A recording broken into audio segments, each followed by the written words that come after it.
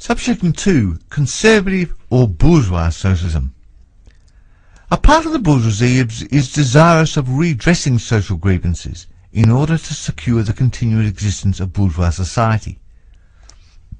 To this section belong economists, philanthropists, humanitarians, improvements of the conditions of the working class, organisers of charity, members of society for the prevention of cruelty to animals, temperance fanatics, hole and corner reformers of every imaginable kind.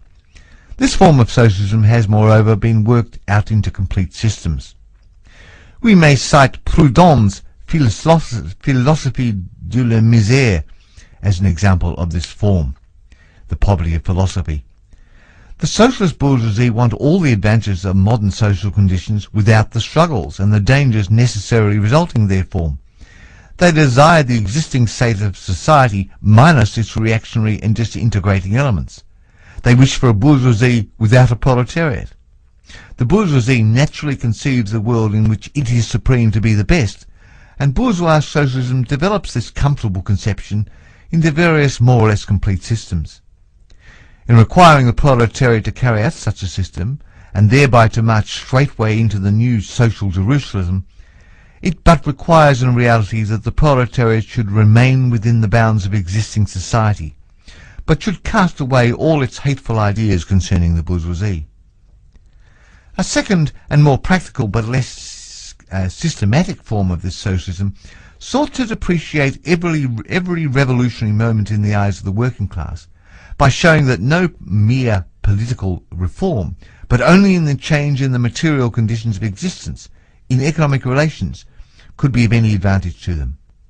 By changes in the material conditions of existence, this form of socialism, however, by no means understands abolition of the bourgeois relations of production, an abolition that can be effected only by a revolution, but administrative reforms, based on the continued existence of those relations. Reforms, therefore, that in no respect affect the relations between capital and labour, but at best lessen the cost and simplify the administrative work of bourgeois government. Bourgeois socialism attains adequate expression when, and only when, it becomes a mere figure of speech. Free trade, for the benefit of the working class. Protective duties, for the benefit of the working class. Prison reform, for the benefit of the working class. This is the last word and the only seriously meant word of bourgeois socialism. It is best summed up in the phrase, the bourgeoisie is a bourgeoisie for the benefit of the working class. Subchapter 3, Critical Utopian Socialism and Communism.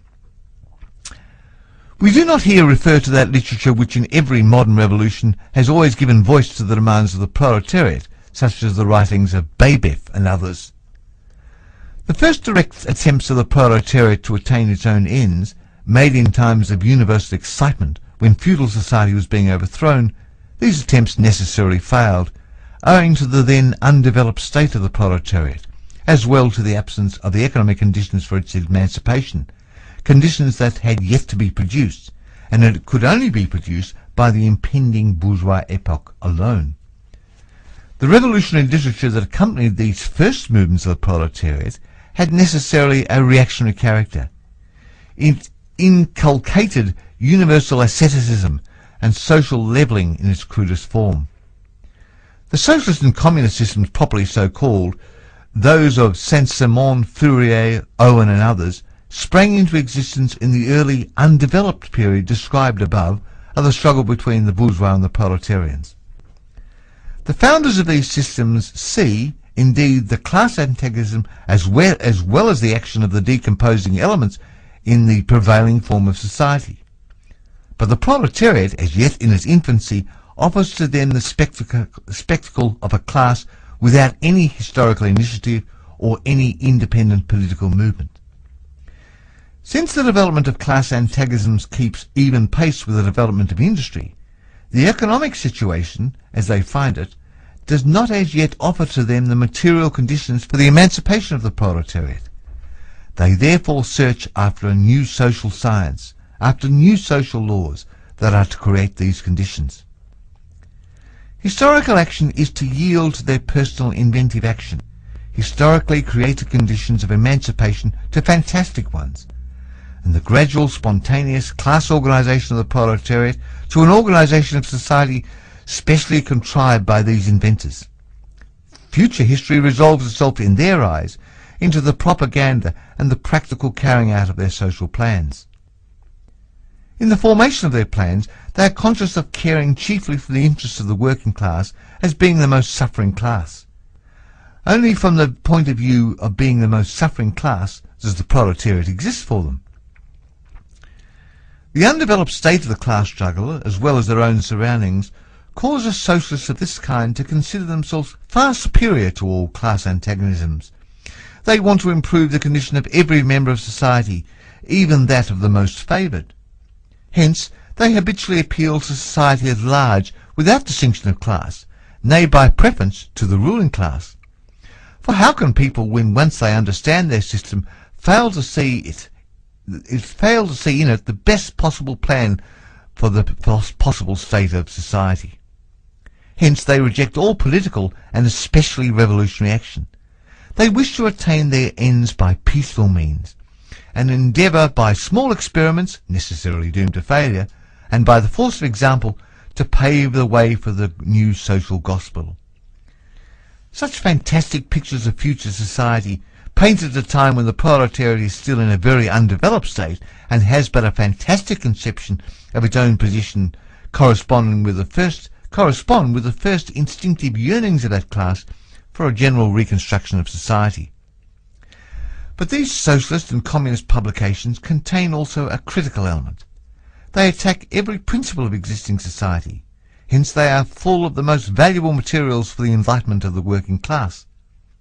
The practical measures proposed in them, such as the abolition of the distinction between crown and country, of the family, of the carrying on of industries for the account of private individuals, and of the wage system, the proclamation of social harmony, the conversion of the functions of the state into a mere superintendent of production, all these proposals point solely to the disappearance of class antagonisms, which were at the time only just cropping up, and which in these publications are recognized under their earliest, indistinct and under forms only.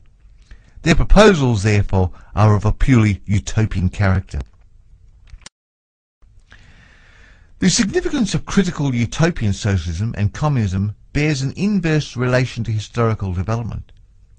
In proportion as the modern class struggle develops and takes definite shape, this fantastic standing apart from the contest, these fantastic attacks on it, lose all practical value and all theoretical justification. Therefore, although the originators of these systems were in many respects revolutionaries, their disciples have in every case formed mere reactionary sects. They hold fast by the original views of their masters, in opposition to the progressive historical development of the proletariat.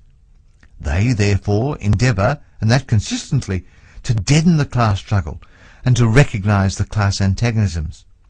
They still dream of experimental realisation of their social utopias, of founding isolated phalansteres, of establishing home colonies, of setting up little Ikra, Duciodendo's editions of the New Jerusalem.